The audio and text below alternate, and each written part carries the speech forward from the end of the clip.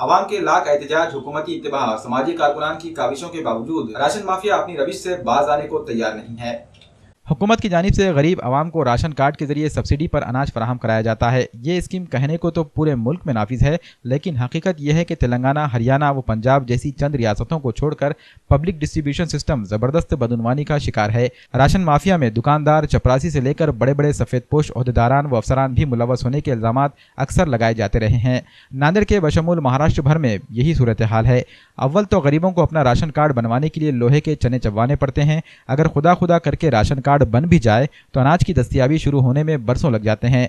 अनाज भी पूरा नहीं मिल पाता। अक्सर दुकानदार गरीब आवाम की नाख्वाइंदगी और सादा लुही का नाजायज़ फ़ायदा उठाकर गरीबों को उनके हक़ के राशन से महरूम रखते हैं। हमेशा कोई ना कोई बहाना बनाकर गरीबों के हक़ का अनाज दबा लिया जाता है। ऑनलाइन सिस्टम के जरिए आवाम को राशन मुहैया कराने के हुकूमती फैसले के बाद उम्मीद थी कि अब आवाम को उनके हक़ का राशन शफाफ तरीके से मिलेगा, लेकिन राशन माफिया ने ऑनलाइन सिस्टम को भी अपना गुलाम बना लिया है। कदीम शहर के गरीब इलाकों के आवाम सबसे ज़्यादा मुतासिर हैं। खासतौर पर फेमस फंक्शन हॉल के करीब वाक़ राशन शॉप नंबर 88 से मुताल्लिक़ अक्सर शिकायत दरपेश होती हैं। इस दुकान का मालिक कोई ना कोई बहाना बनाकर राशन कार्ड हामिलीन गरीबों को उनके हक़ के राशन से महरूम कर देता है।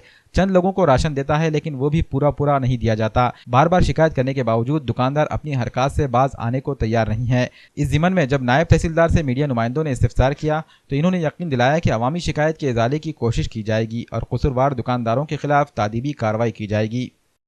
नांदेड़ में बहुत सारी डाटा एंट्रीज हुई है। कम से कम 4 से 5 लाख लोगों के डाटा एंट्री हुए वाली है और बहुत सारे लोगों के डाटा एंट्री करते वक्त नाम जो है एक दूसरे पे चढ़ गए हैं, मगर उसका परसेंटेज वो 1% भी नहीं है, बहुत कम है।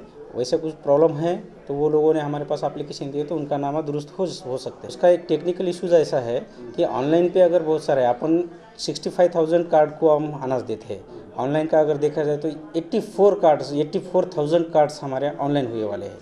बोले तो 84,000 कार्ड अपने ऑनलाइन पे है, तो सब लोगों को अपना अनाज नहीं मिल सकता।